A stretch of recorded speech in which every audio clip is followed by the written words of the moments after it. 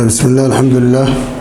ثم الصلاة والسلام على سيدنا محمد وعلى آله وصحبه وسلم. السلام عليكم ورحمة الله وبركاته. بعد السلام قضت سقالات iyadana waxa waaye dabcan wali reer bani Israa'iil aan ku jirna xalaqadan saqaalaad oo hadda aan rabna inaan wax ka sheegno. hadda waxaan kaga soo hadalnay xalaqadii 7 iyo 8 ballan in la oofiyo yaan ka soo hadalnay. waxaa kale aan kaga hadalnay xalaqada 7 iyadana in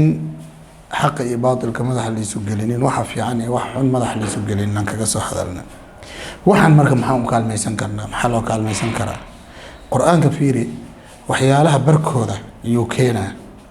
oo qofkan bani aadam way tabar ma haysid awood ma leeyahay bani aadamku waa daciif khulqa al-insaanu daciifa ضعفigaas marka meel badan uu taabana marka si waxa la rabaa wax kaba ضعفigaas kaba waxyaalaha kabi kara waxa kamid ah marka cibaadaadka ana qofka hadii cibaadadan uu kaalmaysto aad ma aragtay waxyaalo badan u sameyn kara xaq iyo baatilka oo kala cadaan shaydaanki ma aragtay oo wadada ka leexinay wadada waa cadaan wa idha massahum ta'ifu min ash-shaytani tadhakkaru hadii shaydaan uu taabto way xasuusanayeen fa idahum musiruna xaqi arkeen xaq marka waxyaalaha ka leexinay waxa kamid ah shaydaanka kamid maxaa loo kaalmaysan karaa marka waxaa loo kaalmaysan karaa salaada markaas ilaahay wuxuu yiri wa aqimu salaah wa aatu zakah warkacuu maca raakiin ana salaada iyo atakaaful ijtimaaci ahmiyadda ay bulshada u leeyihiin inay ma aragtay ay akhlaaqiyaadkooda iyo ma aragtay dhinac kasta jawaanibtood dhan ay ka sixi karaan jaanibka iqtisaadiga ah jaanibka ijtimaaciga ah jaanibka akhlaaqiga ah jaanibka siyaasiga ah jawaanibtood dhan oo bulshada ay ka koobantahay dhan waxyaalaha lagu sixi karo waxa kamid ah oo qofkana si sax u sameyn karo waxa waaye salaada ahmiyad gooni ay leedahay qodobka salaada la xiriiriyo markastana waxa kamid ah zakada marka waxa waaye atakaaful ijtimaaci bulshada isqaadi qofkii awood u leh inuu soo shaqeeyo waa soo shaqeynaa qofka soo shaqeeyo wuxuu ka faalqaada qofkan awood u leh inuu shaqeeyo oo tabardaro iyo waxyaalahaas marka saas aweed taa salaada marka waa noocaas limaada ilaahay subxaanahu wa tacaala uu soo dhaxgeli qisada isagoo ka hadlayo arrimo ka sheekeynayo sida ballan la oofiyo iyo xaq iyo baatil inaan isku darin ulajeedada waxa waaye aayad waan dhinaca kale oo iimaan doonta wastaciinu bis-sabri was-salaah wa innaha lakabiiratun illa 'ala al-khashi'in ulajeedada waxa waaye koow salaada waxa waaye horta iimaankaada ka tarjumaysa ballantii ilaahay aan la galnay alastu bi rabbikum qaaluu balaa ka tarjumi salaada oo macnaheedu waxay ka dhigan tahay waa wixii laa ilaaha illa allah ka dhashay waaye laftigeeda waa tarjuma waaye qodobka kale waxa waaye ilaahay subxaanahu wa tacaala maxay aheedo xiriirka ka dhaxeeyo adoonkiisa iyo asaga ay cadeynaysa iyadana oo qofka marka ilaahay uu isu dhiibay subxaanahu wa tacaala maadaama ilaahay uu isu dhiibay waxa waaye macnaheeda waxyaalo badan ilaahay waa u suura galin karaa waan u fududeyn karaa qodobka kale waxa waaye waxay ka ilaalinaysaa waxyaalahan hadda soo sheegnay inuu ku dhaco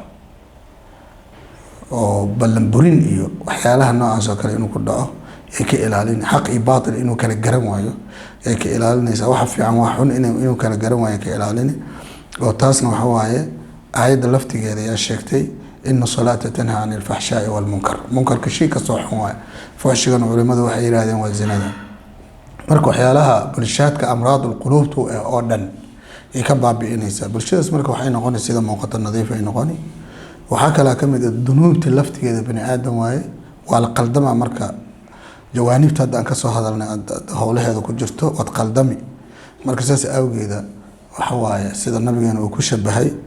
maxay aheedo wabiga oo maxaa la yiraahdaa qof maalin kasto gurigiisa hortiisa uu maraayo wabigana ku qabaysto maalin kastaba marka qofkaas nabiga sidoo dhahay wasaq ama ku haray maya saasoo kale dambigan uu tiri marka saas awgeeda marka qofka nadiif uu noqona oo dhinaca kalena waxa weeye hadii nadaafadii kale oo caafimaad ahaanta exercise-ka ku jira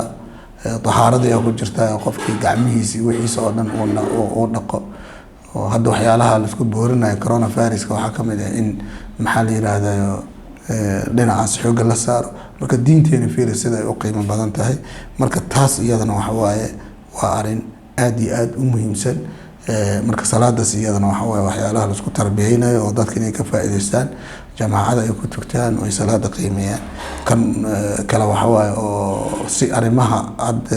oo reer bani Israa'iil loo sheegay ugu suura gasho, annagana waan ka faa'iideysanaynaa. dabcan cibar ay noo tahay at-takaaful ijtimaaci, zakadii in la bixiyo.